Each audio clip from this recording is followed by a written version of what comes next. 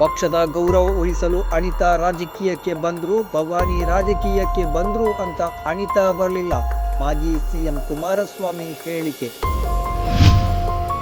ನಾನು ಪಕ್ಷ ಕುಟುಂಬದ ಗೌರವಕ್ಕೆ ಚ್ಯುತಿ ತರುವ ಕೆಲಸ ಮಾಡಿಲ್ಲ. ಎಲ್ಲ ಚುನಾವಣೆಗಳಲ್ಲಿ ನಾನು ಪಕ್ಷದ ಆದೇಶವನ್ನಷ್ಟೇ ಪಾಲಿಸಿದ್ದೇನೆ. ಭವಾನಿ ರೇವಣ್ಣಗೆ ಟಾಂಗ್ ಕೊಟ್ಟ ಅನಿತಾ ಕುಮಾರಸ್ವಾಮಿ. ನಂಜನಗೂಡು ಶ್ರೀಕಂಠೇಶ್ವರನ ಹುಂಡಿಗೆ ಕೈ ಹಾಕಿದ ಬಿಜೆಪಿ ಶಾಸಕ. ಬಿಜೆಪಿ ಶಾಸಕರಿಗೆ ಕನಿಷ್ಠ ನಾಚಿಕೆ ಸಂಕೋಚವಿಲ್ಲ. ಇದು ಬಿಜೆಪಿಯ ನೈಜ ಜಾಯಮಾನ ಎಂದ ಎಚ್ಚರಿಕೆ.